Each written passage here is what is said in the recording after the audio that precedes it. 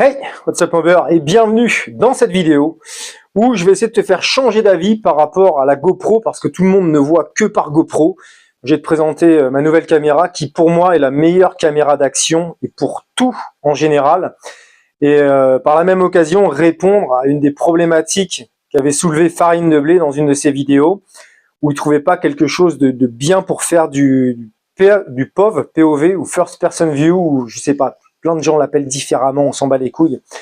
Je vais essayer de te faire changer d'avis. On rentre dans le vif du sujet tout de suite par rapport à Farine de Blé, c'est sans doute ça qui t'intéresse dans la vidéo. D'ailleurs, je m'en cache pas, hein, j'utilise un peu son nom pour que la vidéo soit vue, mais c'est plus en fait pour te montrer autre chose que la GoPro, essayer de te faire changer d'avis. Donc Farine, si tu regardes cette vidéo, j'utilise ton nom, hein. Merci. Dans une de ces vidéos, Farine, enfin plutôt Fromage Frais d'ailleurs, c'était son monteur. D'ailleurs, je pense qu'ils ont un lien de parenté, les deux, Fromage Frais et Farine. Ils se ressemblent vraiment beaucoup, ils doivent être cousins ou frangins. Dans une de ces vidéos, il soulevait un problème qu'il avait avec la GoPro, c'est-à-dire que pour faire du First Person View, ou POV, je sais pas comment on dit, il n'y avait pas de support vraiment à GoPro pour que ce soit vraiment bien centré. Si tu la mets au milieu du visage, du coup, tu vois rien. Tu la mets en frontal, c'est pas comme il voulait, et en plus faut un serre-tête, faut un machin. Il avait fait appel à des abonnés qui lui avaient fait des espèces de supports en 3D, donc assez astucieux, assez ingénieux, mais ça lui convenait pas tout à fait. Quelqu'un pour me fabriquer le casque POV pour les GoPro qui a été utilisé dans le film Hardcore Henry. J'en ai parlé dans la dernière vidéo, et il y a plein de mecs qui m'ont envoyé plein de colis avec des trucs très bien, des trucs moins bien, et des trucs un peu douteux quand même. Et c'est censé être comme ça, tu vois. Mais il n'y a rien qui l'empêche de faire ça. Bah écoute, moi avec ma nouvelle caméra, tout de suite ils ont trouvé la solution et je vais te montrer toutes les qualités de cette caméra qui est la Instago 360. Voilà, il y en a qui sont GoPro et moi depuis, pas le début, mais ça fait 2-3 ans que je suis vraiment team Insta, que ce soit pour la 360 ou celle-ci, la Go. Sans plus attendre, comment faire un bon POV avec une Insta 360? C'est pas compliqué, c'est livré avec la caméra en plus.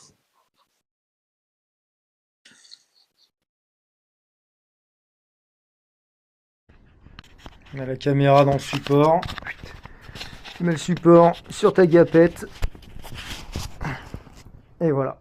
Tu mets le support sur ta gapette. Et voilà. First person view. What else? Et si tu veux que ce soit plus près du visage, bah, tu choisis une gapette avec une visière un peu plus courte. Et donc du coup, elle t'arrivera vraiment presque entre les deux yeux. Là, on peut pas faire plus proche que ce que tu vois en réalité. Allez, je te montre vite fait comment c'est branlé cette caméra, et il y a beaucoup de choses que tu peux faire avec. Donc déjà, le truc qui est bien, c'est que elle se décroche du socle complet. T'as pas mal d'autonomie, la batterie est bonne. Quand tu la remets dedans, déjà c'est aimanté et elle se recharge. Donc tu peux soit filmer comme ça en la laissant dedans, soit voilà quand tu vas le mettre sur ton casque de moto, sur ta casquette, sur ce que tu veux, avec tous les supports qui sont livrés avec. Et du coup, ça te fait un petit peu de caméra. Tac, le truc, si tu veux mater ta gueule parce que tu es narcissique pendant que tu te filmes, tu fais comme ça. Et là, du coup, tu te vois. Et en plus de ça, alors pour la sortir, par contre, il faut appuyer sur le côté. En plus de ça, quand tu la sors, ta gueule, toi. Quand tu la sors, tu continues à voir l'image, du coup.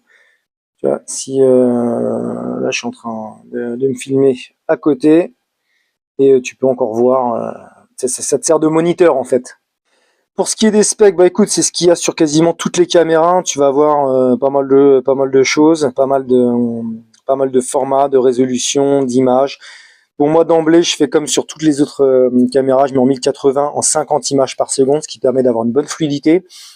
Je vais pas m'étendre plus sur le sujet parce que franchement, je suis pas du tout un expert. S'il faut mettre du 4K ou du machin ou du 30 images, je crois que ça dépend vraiment de la caméra. Pour faire du YouTube, pour moi, ça me suffit largement. Je suis pas vraiment dans la belle image, dans les beaux plans et tout ça. Et puis après, voilà, tous les trucs de réglage. Bon, grosso modo, ça va être la même chose que tu vas retrouver sur plein de caméras.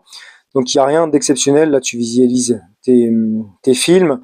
Voilà, la prise en main est assez facile. De toute manière, tu as un mode d'emploi, quoi. Tu règles tes ISO, tes machins. Bon, pareil, tu as vu, moi je me mets en auto, comme ça la caméra fait très bien le taf. Je pense qu'elle est plus douée que moi pour ça. Ce qui est vraiment révolutionnaire dans cette caméra, on verra après au niveau des supports et de la miniaturisation, mais c'est que en fait, ils ont lancé une sorte de concept. Oui, je crois que c'est vraiment les premiers à vraiment populariser ça. C'est qu'il y a des aimants de partout. Donc ta caméra, tu la fous partout. Tu n'as plus besoin de trépied, de conneries comme ça. Elle va tenir. Alors, là, c'est un petit peu plus lourd. Je vais peut-être pas jouer non plus. Ah si, ça tient. Ah, ça commence à glisser. Tu fais une prise de vue. Hop, en fait, tu la fous. Voilà, tu la fous partout, quoi. Partout où c'est métallique. Avec ça, encore plus pour le coup. Hop, tiens, ça c'est métallique. Métal. Et ben voilà, c'est con, fallait y penser, mais vraiment, c'est génial, quoi. C'est plus besoin de trépied, plus besoin de machin, c'est petit, ça se pose, déjà ça se tient bien à plat, c'est pas bancal. Et voilà, tu le fous sur le métal, hop, clac, pas bouger, super. Avec ça, il file des accessoires, et encore une fois, on reste dans les trucs aimantés. Il a un petit collier. Tu peux le mettre discrètement sous ton t-shirt. Tu sors la caméra. Tac. Hop, nickel. Merde. Et c'est con, il fallait y penser, mais pratique, quoi. Donc du coup, enfin, tu te la cales partout, en fait, cette caméra. C'est vraiment facile. Et on va voir après au niveau des casques. Donc c'est fourni avec quelques accessoires. Ça, à voir. Je vais pas te faire la liste maintenant tout de suite. Donc le petit truc pour mettre sur une gapette, hyper pratique. Par contre, au niveau pour le mettre sur un casque, moi ce qui m'intéresse, il n'y a pas de truc, j'ai pas trouvé. Ça doit exister, mais j'ai du mal à chercher. Par contre, j'ai ce qui m'est tombé dessus en premier, et ça c'est chambé, j'ai trouvé des trucs à imprimer en 3D. J'ai dû le retoucher un petit peu parce que j'ai pas le bon filament. Mais voilà, grosso modo, c'est ça qui est encore génial quand tu as une impression 3D et surtout les supports se font vite et bien. Et voilà, un petit support de caméra. J'ai mis une demi-heure à imprimer ça. Tu le fous sur ton casque. Merci, au revoir. Donc pour le casque, voilà la bricole. Après, bon, GoPro faisait des trucs assez bien, donc je vais pas dire que c'est mieux ou quoi. Par contre, on apprécie tout de même le côté miniaturisé plutôt que la grosse GoPro qui vient ici. Parce que moi, souvent, la GoPro, je la mets là parce que quand je parle, je veux qu'on m'entende. Si je la mets sur le casque, on n'entend rien. Donc, ça fait un petit peu moins vilain quand même. Oui, j'ai mis ça comme un enculé, hein, tu me connais. Moi, les finitions, c'est pas vraiment le truc. Donc maintenant, on va pouvoir tester les différents modes, le fisheye, le machin, tout ça, et puis comparer à un téléphone. Celui-ci, c'est un Xiaomi. Ça va, c'est pas de la merde. J'avais dû le payer 500 balles il y a 2 ans. Il fait 1080, il fait 1080p. Il fait 60 images par seconde. C'est ok, c'est avec ça que je tourne toutes mes vidéos. J'ai le petit micro-cravate. Donc ça permet de jauger entre téléphone à 500 balles plus micro-cravate ou ça, qu'est-ce qui fait mieux le taf. Ou ça, qu'est-ce qui fait mieux le taf. Donc là, on est en format étroit sur la caméra. C'est ce que je vais utiliser le plus souvent. J'ai pas trop besoin du fisheye, sauf si on se promène en bécane. Là maintenant, c'est le format linéaire. Même moi, du coup, je vais pouvoir me rendre compte de la différence entre le linéaire et l'étroit. Donc je passe volontairement du soleil à l'ombre pour que tu puisses voir un petit peu ce que ça donne. Maintenant, on change de format. Là, c'est format action. J'imagine c'est juste avant le fisheye, hein, grosso modo. Et après, on fera un petit peu d'action. On va voir comment elle se débrouille. Je l'ai déjà dit, on va voir ça après. Et là, le format ultra large. Ben voilà, ça te permet de te rendre compte. En plus, il y a un petit peu de vent. Donc comme ça te permettra de jauger ce que ça donne au niveau du son. Ultra large!